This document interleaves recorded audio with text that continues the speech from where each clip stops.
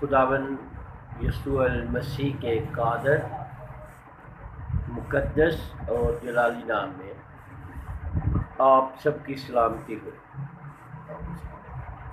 آج ہم افسیوں کا خط مقدس پولس رسول نے جو لکھا افسیوں کے نام، اس کے متعلق سیکھنے کی کوشش کریں گے، کیونکہ افسیوں کا خط اپنے اندر بہت سی چیزیں اپنائے ہوئے ہیں، میرے لیے، کلیسیوں کے لیے، اور بہت سے اور سوالات کا جواب ہمیں افسیوں کے خط میں مل جاتا ہے۔ افسیوں کے خط کی جو خوبی ہے وہ یہ ہے کہ یہ پولس نے اس وقت لکھا جب وہ روم کی قید میں ہے۔ کچھ لوگوں کا خیال ہے کہ یہ افسوں کی کلیسیا کو لکھا گیا، کیونکہ پہلے باب کی پہلی آیت جو ہے وہ یہ ثابت کرتی ہے، اس میں لکھا ہے کہ افسس کے مقدسوں کو سلام، افسس کے مقدسوں کو سلام۔ مگر جو جدید رائے ہے، جدید ریسرچ ہے، جو بات اسکالرز کے اندر، علم سے محبت رکھنے والوں کے اندر مقبولیت حاصل کر رہی ہے، وہ یہ ہے کہ یہ ایک واحد خط تھا جو مقدس پولس کا عام خط تھا۔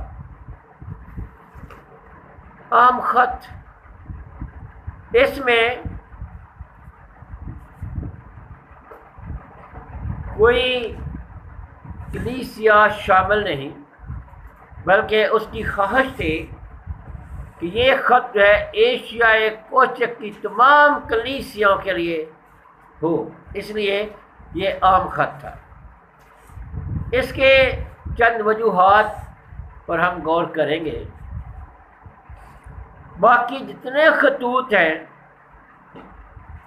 اس میں مقدس پولس نے وہاں کے مقامی مسائل پر گفتگو کی ہے، جو وہاں کے مشکلات تھی کلیسیاؤں کے اندر، ان کو موضوع بحث بنایا ہے۔ مگر افسیوں کے خط میں ہم دیکھتے ہیں کہ کسی بھی مقامی مسئلے کو، کسی ایک کلیسیا کے کسی مسئلے کو گفتگو کا محور نہیں بنایا گیا، بلکہ اس میں وہ گفتگو کی گئی جو تمام کلیسیوں کے لیے ہو۔ کسی ایک کلیسیا کے لیے اس میں کوئی گفتگو نہیں کی گئی۔ دوسری اس کی دلیل ہمیں یہ ملتی ہے کہ مقدس پولس نے اپنے ہر خط میں کسی نہ کسی شخص کو مخاطب کیا، سلام کے ساتھ بھی، یا ویسے بھی کسی شخص کا ذکر ضرور کیا۔ مگر افسیوں کا خط وہ خط ہے جس میں کسی کو بھی شخصی طور پر مخاطب نہیں کیا گیا، نہ کسی کو شخصی طور پر سلام لکھا گیا۔ حالانکہ اگر ہم اعمال کی کتاب اس کے 19 باب اور اس کے 10ویں آیت میں دیکھیں تو مقدس پولس رسول کافی عرصہ تک افسس میں رہے، ان کے لوگوں کے ساتھ ذاتی تعلق تھے، ان کی محبت تھی لوگوں کے ساتھ، لیکن اس کے باوجود اس خط میں انہوں نے کسی کو شخصی طور پر سلام نہیں لکھا۔ اس خط میں کسی کو بھی انہوں نے مخاطب نہیں کیا۔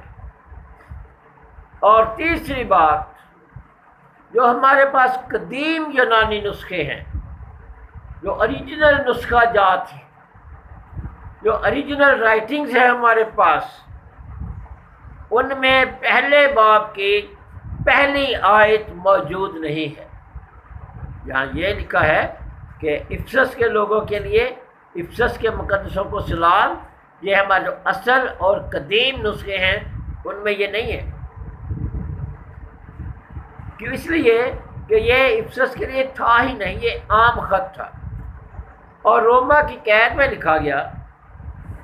ایک خط کلسیوں کو، ایک فلیمون کو، اور ایک خط عام خط لکھا گیا جو ساری کلیسیوں کے پاس بھیج دیا گیا۔ مگر باقی کلیسیوں میں جب افراتفری ہوئی، بھاگ دوڑ ہوئی، کلیسیاں تتر بتر ہوئیں، تو یہ نسخہ غائب ہو گیا، مگر صرف افسس کے پاس رہ گیا۔ اور افسس چونکہ اس دور کی بڑی کلیسیا تھی، اس لیے پھر اس خط کو افسس کی کلیسیا کے ساتھ منسوب کر دیا گیا۔ حالانکہ اس کے اندر جس بات پر بحث کی گئی ہے وہ افسس کا کوئی مسئلہ نہیں ہے، افسس کی کوئی پریشانی ہے ہی نہیں جس کو وہ مخاطب کرے افسس کے کسی مسئلے پر۔ بلکہ ایک بات، اس وقت پورے ایشیائے کوچک کی کلیسیوں میں ایک سوال اٹھ رہا تھا پاک روح کے متعلق، ہولی اسپرٹ کے متعلق۔ What is the holy spirit? پاک روح کام کیا کرتا ہے؟ اور پورے ایشیائی کلیسیوں کے اس سوال کو پیش نظر رکھتے ہوئے مقدس پولس نے اس خط کو تحریر کیا، اور اس میں پاک روح کے اوپر ہی زیادہ گفتگو کی، اور یہ بتانے کی کوشش کی کہ پاک روح کرتا کیا ہے، پاک روح کا کام کیا ہے۔ اگر ہم افسیوں پہلا باب اور اس کی 13ویں آیت نکالیں، افسیوں 13واں باب اور اس کی افسیوں پہلا باب اس کی 13ویں آیت،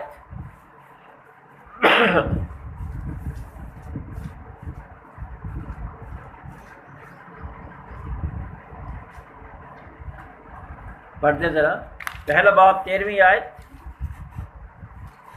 خداوند کے مقدس اور پاک کلام میں سے افسیوں کے نام مقدس پولس رسول کا خط، اس کا پہلا باب اور اس کی 13ویں آیت، خداوند کے پاک کلام میں یہ لکھا ہے، اور اسی میں تم پر بھی جب تم نے کلام حق کو سنا جو تمہاری نجات کی خوشخبری ہے، اور اس پر ایمان لائے، پاک مودہ روح کی مہر لگی۔ جب تم نے سنا، جب تم ایمان لے آئے، دو چیزیں میں، ہر ایک پر نہیں، جب تم نے سنا اور جب تم ایمان لے آئے تو مودہ روح کی مہر لگی۔ پہلی بات کہ یہ مودہ روح ہے، یعنی وعدے کا روح، یہ پاک ہے، چونکہ ایمان، اسی لیے ایمان لانے کے بعد یہ ملتا ہے، اس کا کردار پاک ہے، اور وعدہ تھا ہمیں روح القدس دینے کا۔ ہمارے لیے محبت اور منصوبے اس کی تکمیل کے لیے پاک روح ہمارے لیے انتہائی ضروری ہے۔ اور دوسرا جو اس میں کام ہے پاک روح کا، وہ ہے مہر کرتا ہے۔ مہر کرنا پاک روح کا کام ہے۔ We are sealed by the holy spirit. اور جب کسی کاغذ پر مہر لگ جاتی ہے، کسی چیز پر مہر لگ جاتی ہے، تو وہ سرٹیفائی ہو جاتا ہے، اس کی تصدیق ہو جاتی ہے، پھر وہ اہمیت حاصل کر لیتا ہے۔ اسی طرح جب ایمانداروں کے اندر پاک روح کی مہر جس کو لگ جاتی ہے، وہ سرٹیفائیڈ ہو جاتا ہے، وہ خدا کی طرف سے تصدیق یافتہ ہو جاتا ہے، وہ خدا کے گھر کا بندہ بن جاتا ہے، وہ خدا کے خاندان کا آدمی بن جاتا ہے۔ اس لیے جب اس کے اوپر مہر لگی ہوئی ہے، جب مہر لگ گئی تو وہ ملکیت ہو گئی خدا کی۔ اور اگر ہم पहले बाब की 14वीं आयत को देखें।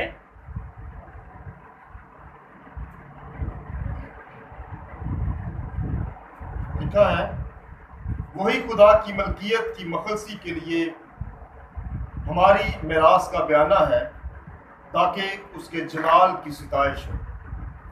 ये हमारी मिरास का बयाना है पाकरू, इसने मोहर की है।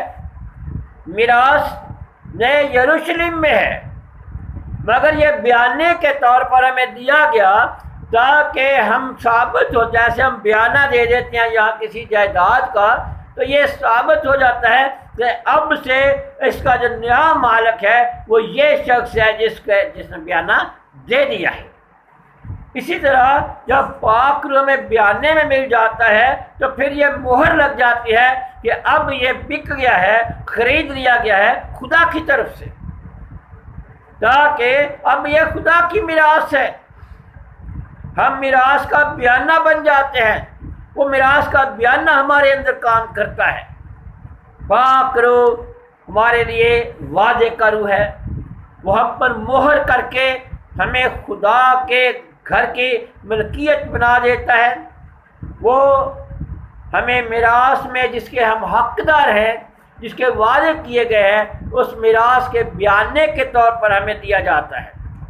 और अगर हम पहले बाब की 17वीं आयत को देखें,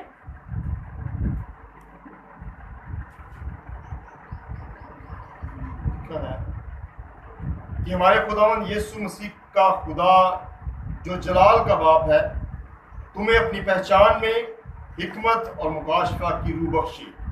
हिकमत और मुकाशफा की रूह, हिकमत जानने के लिए, समझने के लिए, जानने के लिए, और मुकाशफा भेदों को खोलने के लिए, छुपी बातों को अय्या करने के लिए पाकरू हमें दिया जाता है।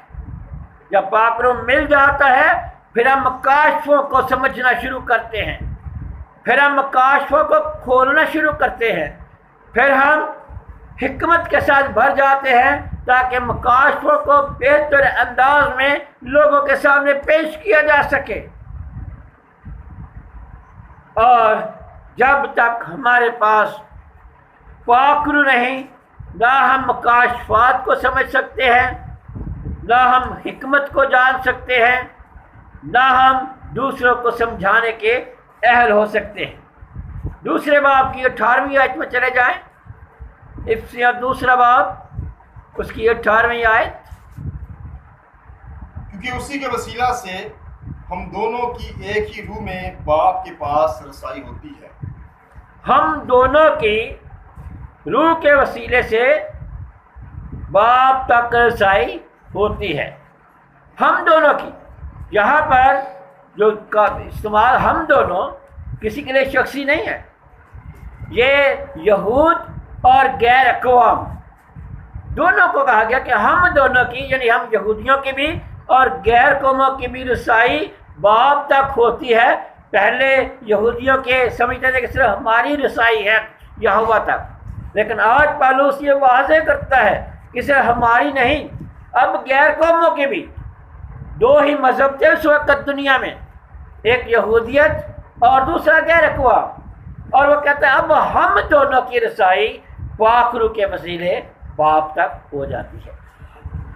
यानी पाकरू बाप तक हमारी रसाई करता है, और अगर पाकरू नहीं तो फिर हमारी रसाई बाप तक नहीं है। दूसरे बाप की अगर 18वीं आयत को पढ़े,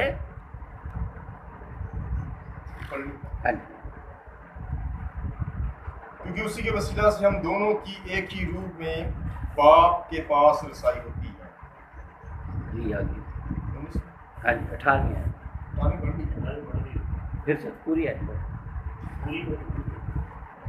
दूसरे क्योंकि उसी के वसीला से हम दोनों की एक ही रूह में बाप के पास रसाई होती है।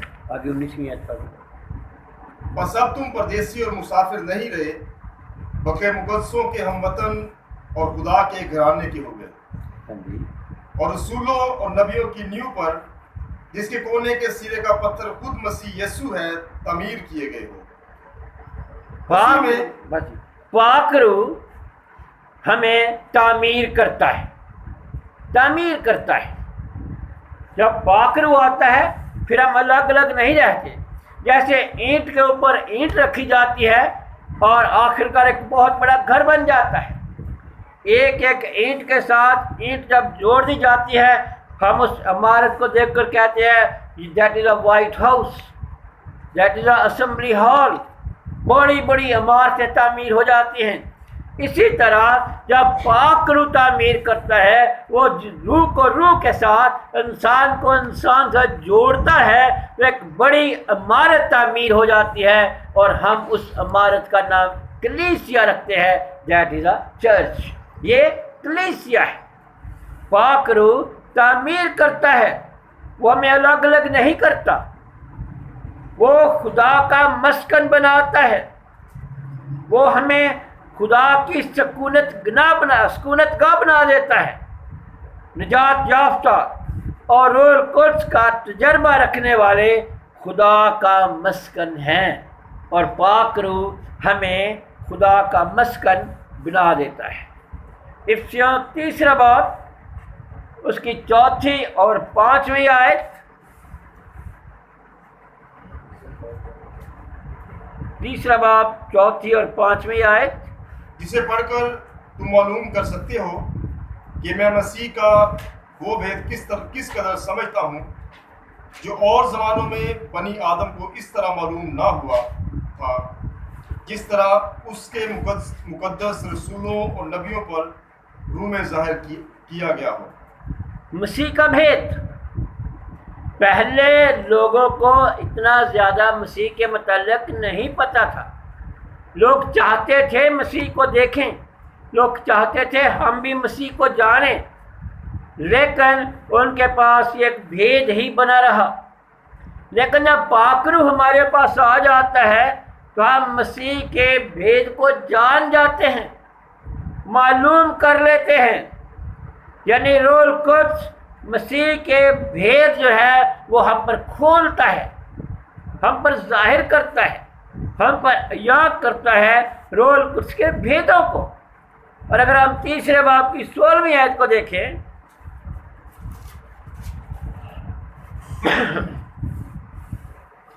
کہ وہ اپنے جلال کی دولت کے موافق تمہیں یہ عنایت کرے کہ تم اس کے روح میں سے اپنی باطنی انسانیت میں بہت ہی زور آور ہو جاؤ۔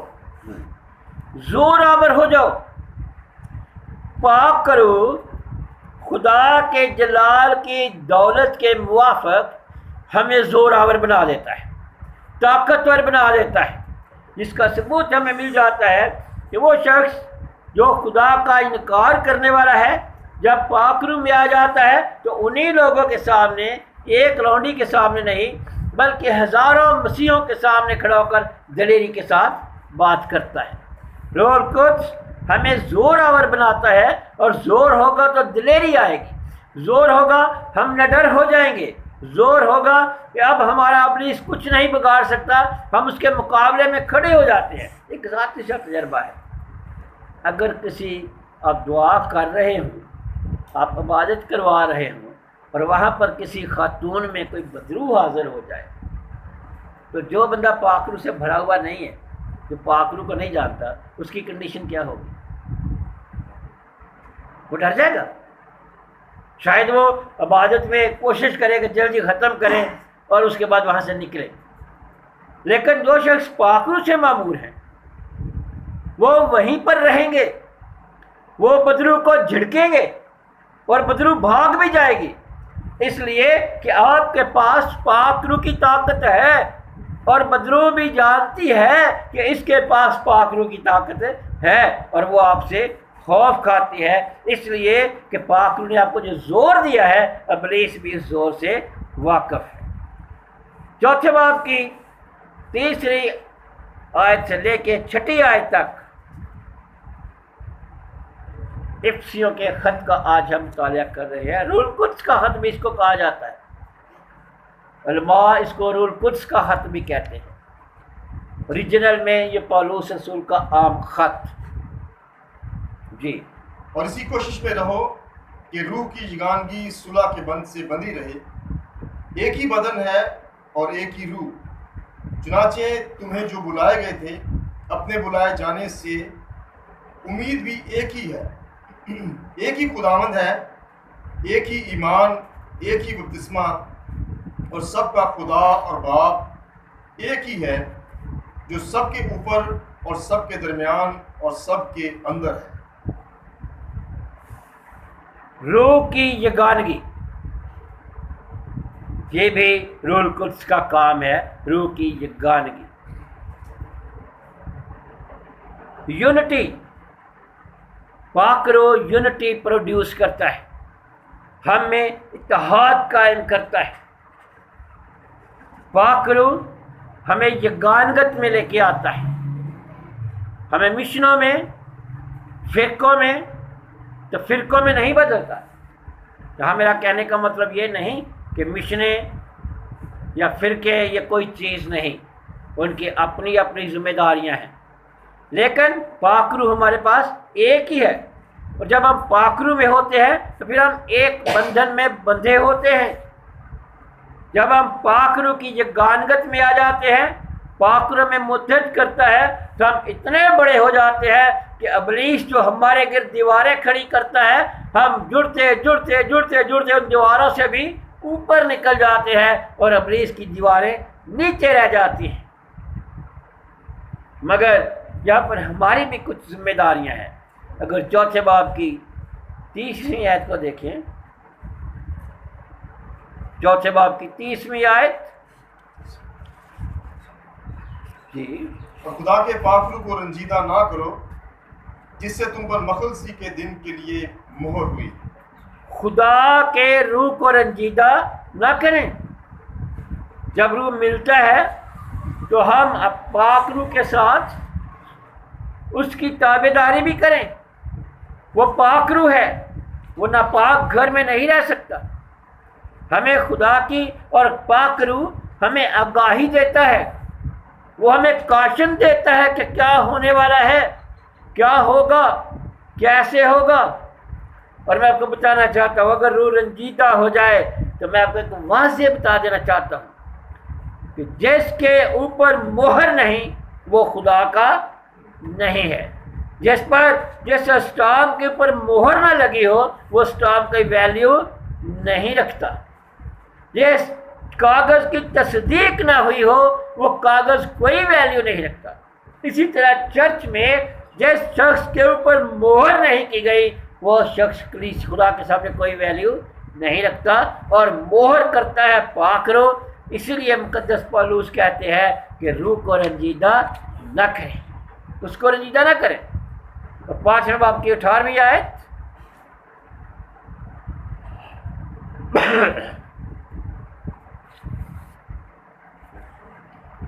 اور شراب میں متوالے نہ بنو، کیونکہ اس سے بد چلنی واقع ہوتی ہے، بلکہ روح سے معمور ہوتے جاؤ.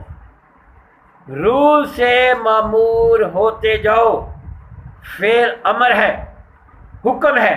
روز بروز ہمیں روح میں ترقی کرنی ہے، روح میں مضبوط ہونا ہے.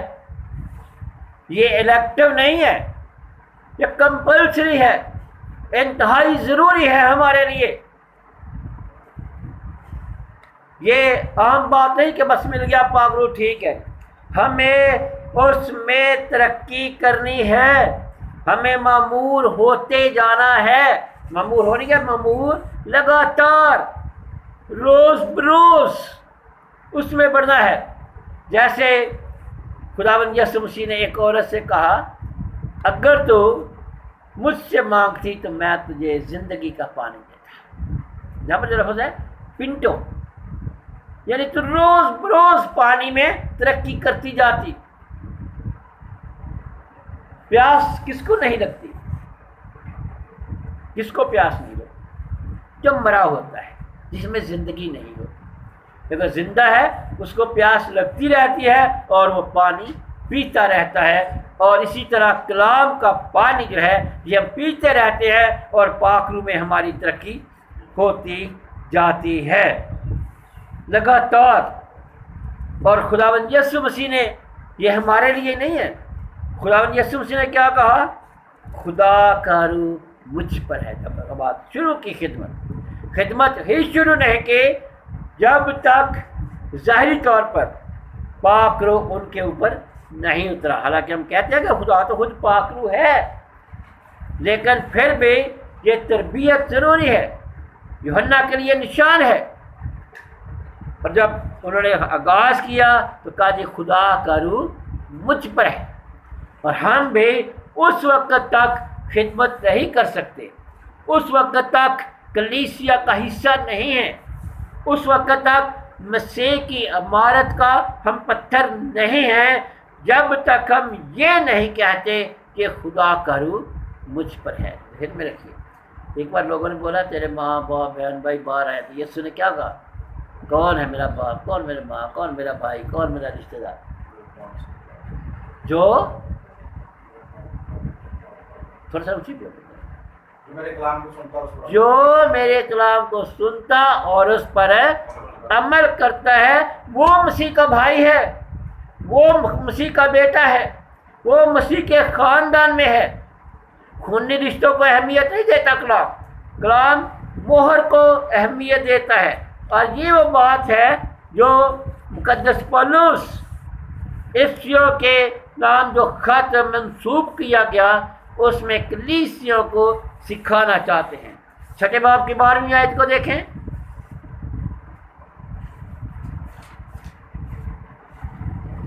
کیونکہ ہمیں خون اور گوشت سے کشتی نہیں کرنا ہے بلکہ حکومت والوں اور اختیار والوں اور اس دنیا کی تاریکی کے حاکموں اور شرارت کی ان روحانی فوجوں سے جو آسمانی مقاموں میں ہیں. پھر سے چھٹے باب کے بعد میں پھر سے کیونکہ ہمیں خون اور گوشت سے کشتی نہیں کرنا ہے بلکہ حکومت والوں اور اختیار والوں اور اس دنیا کی تاریکی کے حاکموں اور شرارت کی ان روحانی فوجوں سے جو آسمانی مقاموں میں ہیں. آگے پڑھیں. اس واسطے تم خدا کے سب ہتھیار باندھ لو تاکہ برے دن میں مقابلہ کر سکو اور سب کاموں کو انجام دے کر قائم رہ سکو.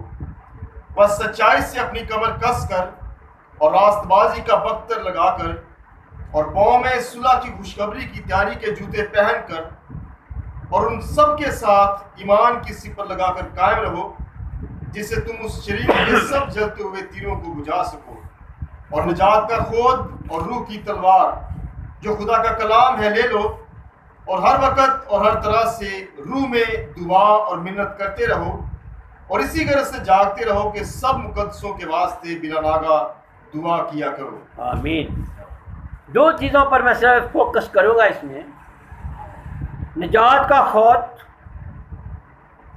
ہیلمٹ آف سلویشن، اور روح کی تلوار. ہیلمٹ جو ہے ہمیں ہر بڑی چوٹ سے محفوظ رکھتا ہے جو دماغ میں لگتی ہے اور انسان کو، اور باقی ہتھیاروں کا بھی اس میں ذکر کیا گیا ہے. سارے ہتھیار پاک روح ہمیں دیتا ہے اور تلوار بھی دیتا ہے، روح کی تلوار. اور جب روح کی تلوار کی ہم بات کرتے ہیں تو روح کی تلوار خدا کے پاک کلام کے لیے استعمال ہوتا ہے. یہ ساری چیزیں ہمیں پاک روح مہیا کرتا ہے تاکہ ہم ابلیس کا مقابلہ بھی کر سکیں اور اپنے آپ کو محفوظ بھی رکھ سکیں. اسی لیے چھٹے باب کی 17ویں آیت لکھا ہے کہ روح میں دعا اور منت کرتے رہو، جاگتے رہو، جاگتے رہو. آپ کو یاد ہوگا پہلے جب پہرے لگتے تھے تو پہرے دار ہمیشہ بات جاگتے رہو، جاگتے رہو. یعنی ہوشیار ہو جاؤ، ہوشیار ہونے کی ضرورت ہے. 5 سست کواریوں کی طرح سو نہیں جانا. ہمیں اپنے ایمان کی حفاظت کے لیے جاگنا ہے.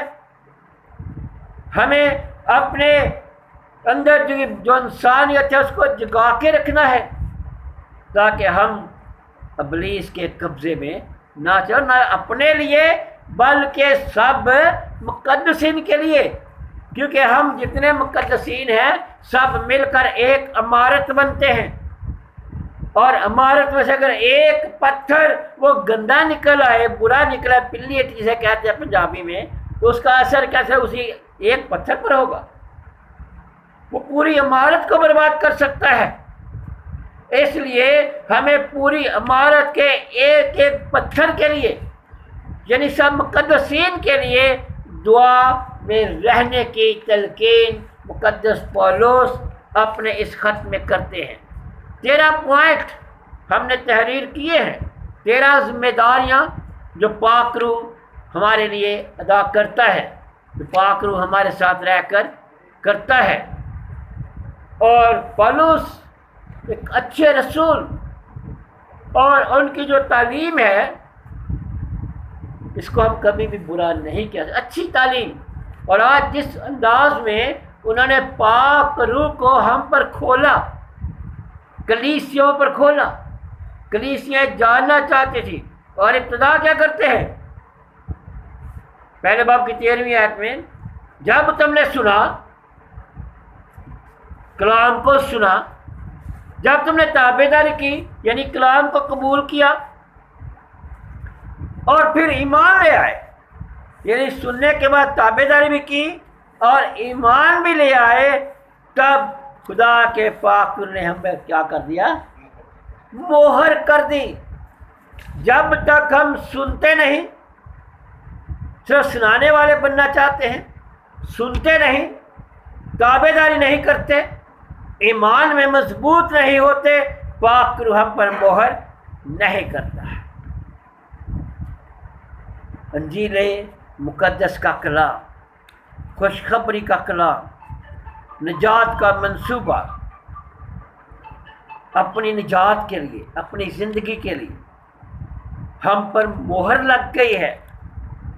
اب ہم سرٹیفائڈ لوگ بن گئے ہیں، ہم ویلیویبل لوگ بن چکے ہیں۔ We are the genius person of church. کیوں جینیس پرسن ہے؟ اس لیے کہ ہم سرٹیفائڈ ہو چکے ہیں۔ کیوں ہم جینیس ہیں؟ کہ ہم پر مہر لگ چکی ہے۔ اور اگر آپ روح القدس یافتہ ہیں تو یقین کیجئے پھر آپ عام نہیں، آپ خاص ہیں۔ عام نہیں، آپ خاص ہیں۔ باپ آپ کو جانتا ہے کیونکہ آپ اس کے میراث کا بیانہ لے چکے ہیں۔ وہ آپ کو جانتا ہے کہ یہ میرا بندہ ہے، یہ میری بندی ہے۔ سول کو خداوند نے کہا تو مجھے کیوں ستاتا ہے؟ بنام جانتا تھا وہ سول کو، خدا آپ کو بھی بنام جانتا ہے، وہ آپ کو جانتا ہے، اور ہمیں بھی خدا کو جاننا ہے، ہمیں خدا کو سمجھنا ہے۔ اور یہ کب ہوتا ہے؟ یہ کام روح القدس کا ہے۔ منصوبوں کو سمجھنا، سسٹم کو سمجھنا، فنکشن کو سمجھ لینا، یہ سب خدا کا کام ہے، اور خدا روح القدس کے وسیلے اپنے بچوں پر یہ سارے بھید کھولتا ہے۔ لکھا ہے اس نے دنیا سے ایسی محبت رکھی، اپنا اکلوتا بیٹا بخش دیا، تاکہ جو کہ اس پر ایمان لائے وہ ہلاک نہ ہو۔ وہ محبت کرتا ہے میرے ساتھ، وہ محبت کرتا ہے آپ کے ساتھ، وہ محبت کرتا ہے پر اس شخص کے ساتھ جو اس کو سنتا ہے، اس کی تابعداری کرتا ہے اور ایمان لے آتا ہے۔ God is in history called Yahweh. History میں خدا یہوہ کہلاتا ہے، خدا بندوں کا خدا، فوجوں کا خدا، رب الفوج۔ God in history is یہوہ۔ God in history مجسم ہوا، خدا مجسم ہوا۔ God in history وہ ہمارے درمیان رہا، اور ہم نے اس کا ایسا جلال دیکھا جیسا باپ کے اکلوتے کا۔ God in history کہ وہ بیٹا مصلوب ہوا۔ God in history کہ وہ جی اٹھا۔ گاڈ کی موجودگی میں مہریں ٹوٹ گئی، اور یہاں پر ہسٹری بدل جاتی ہے۔ پاک روح ہسٹری کو بدل دیتا ہے۔ پہلے کبھی سوچا بھی نہیں گیا تھا.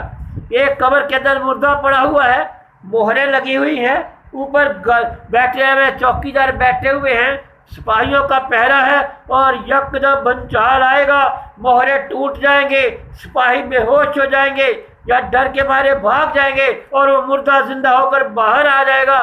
نہ کبھی ہسٹری میں ہوا تھا اور نہ کوئی کبھی سوچ سکتا تھا. رول قدس ہسٹری کو بدل دیتا ہے. اور میں سمجھتا ہوں آپ جو کرسچن ایماندار ہیں بہت لکی ہیں, بہت مبارک لوگ ہیں آپ کو. یہ خدا کا روح آپ کے اندر بسا ہوا ہے, آپ سرٹیفائی ہیں, نئی پیدائش کا معجزہ رکھتے ہیں. لیکن میرا جو آج سارے حوالے پڑھنے کا مطلب یہ ہے کہ اس پورے خط میں ہم نے 6 باب اسٹڈی کیے. 6 کے 6 باب جو ہیں ان میں مقدس پولس نے پاکروں پر گفتگو کی ہے. وہ کیا کرتا ہے, کیا چاہتا ہے, کیسے کرتا ہے. کسی شخصی مسئلے پر اس خط میں گفتگو نہیں کی گئی. افسس کے کسی لوکل مسئلے پر گفتگو نہیں کی گئی جیسے واقعہ حدود میں کی گئی ہے, بلکہ اس میں ساری کی ساری جو گفتگو کی ہے وہ بین الاقوامی کلیسیا کے لیے ہے. اور کلیسیا جب اس خط کو پڑھتی ہے تو وہ جان جاتی ہے کہ what is the holy spirit, what are the duties of holy spirit in my life, اور اس کو میں کیسے حاصل کر سکتا ہوں اور کیسے مسیح کے بدن کا حصہ بن سکتا ہوں. آج افسیوں کے خط کا یہ پہلا حصہ ہم نے دیکھا. خداوند یسوع المسیح کے فضل سے ہم اگلی کلاس میں دوسرے حصے میں جائیں.